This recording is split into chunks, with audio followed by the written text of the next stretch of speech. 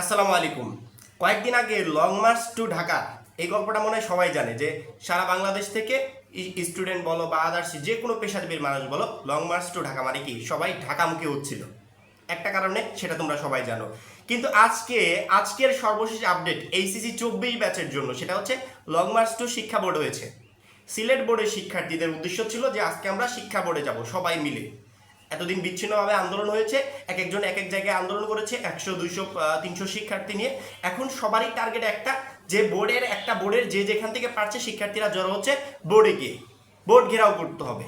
ঠিক আছে, আমাদের দাবিগুলো বোর্ড ঘেরাও করলেই একমাত্র বোর্ড কর্তারা শুনবেন, পরবর্তীতে এইগুলো উপর মহলে যাবে। ঠিক কাজ আজকে এটাই হয়েছে। আমি যখনই ফেসবুকে ঢুকছি শুধুমাত্র একটা ভিডিওই পাচ্ছি, সিলেট বোর্ডের শিক্ষার্থীরা সিলেট বোর্ডে চলে গেছে, ঢাকা বোর্ডের শিক্ষার্থীরা ঢাকা বোর্ডে চলে গেছে, রাজশাহী বোর্ডের শিক্ষার্থীরা রাজশাহী বোর্ড, বরিশাল বোর্ডের শিক্ষার্থীরা বরিশাল বোর্ড, এইভাবে প্রত্যেকটা বোর্ডের শিক্ষার্থীরা এইচএসসি 24 ব্যাচের শিক্ষার্থীরা সরাসরি বোর্ডে চলে গেছে।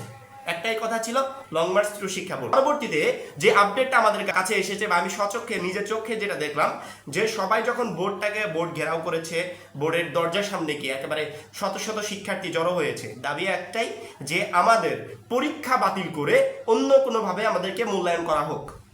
সেটা হতে পারে সাবজেক্ট ম্যাপিং, অনেকের দাবি অটো পাস। যৌক্তিক একটা সমাধান দিক, কিন্তু আমরা পরীক্ষা দিতে চাই না। হয় যে পরীক্ষাগুলো নিয়েছে তার মাধ্যমে মূল্যায়ন হোক বা আদার্স যে কোনো মাধ্যমে মূল্যায়ন হোক, কিন্তু আমরা পরীক্ষা দিতে চাই না। কিন্তু শিক্ষা বোর্ডের কর্মকর্তারা যারা দেখলাম, শিক্ষা বোর্ডের চেয়ারম্যানরা, যেমন ধরো সিলেট বোর্ডের একজন চেয়ারম্যান আছে, রাজশাহী বোর্ডের একজন চেয়ারম্যান আছে, এভাবে প্রত্যেকটা বোর্ডের যে চেয়ারম্যানরা তারা বেরিয়ে আসতেন। আসার পর শিক্ষার্থীদের উদ্দেশ্যে খুবই একটা ভালোভাবে কথা বলছে, শিক্ষার্থীদের উদ্দেশ্যে খুবই ভালোভাবে কথা বলছে এবং তারা শিক্ষার্থীদের দাবিগুলোকে সমর্থনও জানাচ্ছে। তারা বলছে যে হ্যাঁ, তোমরা যেগুলো করছো যৌক্তিক, আমরাও এই বিষয়গুলো নিয়ে চিন্তা ভাবনা করেছি। সকল বোর্ডের একটা কমন কথা দেখলাম, সকল বোর্ডের চেয়ারম্যানদের মুখে একটা কমন কথা দেখলাম, যে তোমাদের কাছে যদি কোনো স্মারকলিপি বা চিঠিপত্র থাকে আমাদের কাছে জমা দিয়ে যাও, আমরা এটা ঢাকা শিক্ষা বোর্ডের যে মেইন চেয়ারম্যান, আমাদের সকল বোর্ডের যিনি প্রধান চেয়ারম্যান তপন কুমার সরকার, তার কাছে আমরা পাঠিয়ে দিব। তোমরা জানো যে আমাদের সিদ্ধান্তগুলো ওই তপন কুমার সরকারের সই করা বিজ্ঞপ্তির মাধ্যমে চলে আসে, তার কাছে পাঠিয়ে দিব। আজকে একটা কথা বলা হয়েছে যে আজকে তপন কুমার সরকার সকল বোর্ডের যারা চেয়ারম্যানরা আছে, এই চেয়ারম্যানরা আজকে হচ্ছে শিক্ষা যে উপদেষ্টা তিনি মন্ত্রণালয়ে আসবেন, শিক্ষা মন্ত্রণালয়ে আসবেন, বসবেন। পরবর্তীতে আমাদের সকল বোর্ডের চেয়ারম্যানের তোমরা যে স্মারকলিপিগুলো জমা দিয়েছো, এগুলো আমরা কি করব, তপন কুমার সরকারের কাছে পাঠাবো।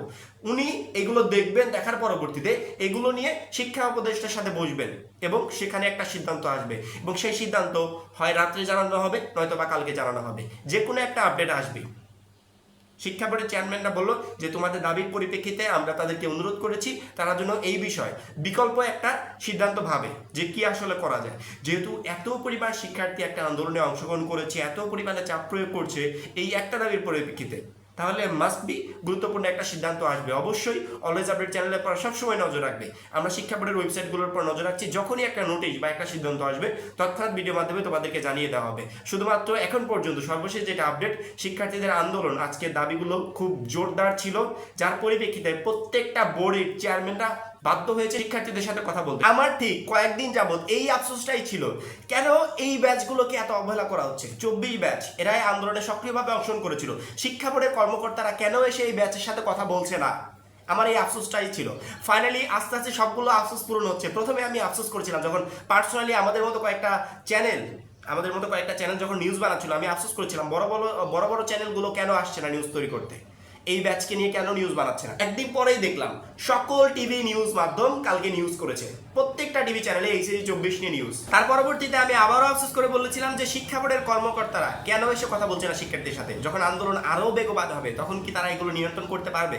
ফাইনালি আজকে প্রত্যেকটা বোর্ডের চেয়ারম্যান শিক্ষার্থীদের সাথে কথা বলেছে, তাদের দাবিগুলোকে সমর্থন করেছে, তাদের কাছ থেকে স্মারকলিপি জমা নিয়েছে এবং এই স্মারকলিপিগুলোই পরবর্তীতে বোর্ডে পাঠানো হবে। বোর্ড পরবর্তীতে এগুলো দেখবে, এগুলো নিয়ে বসবে এবং তোমাদেরকে গুরুত্বপূর্ণ সিদ্ধান্ত অবশ্যই মাস্ট বি খুব দ্রুত জানাবে। আমারও একটাই কথা, যে শিক্ষার্থীরা যে পরীক্ষাগুলো দিয়েছে অটোপাস, আমি এটা অটোপাস সমর্থন করছি না, মেধার মূল্যায়ন হোক, কিন্তু সেই মেধার মূল্যায়নটা হবে যে পরীক্ষাগুলো শিক্ষার্থীরা দিয়ে ফেলেছে সেগুলোর মাধ্যমে।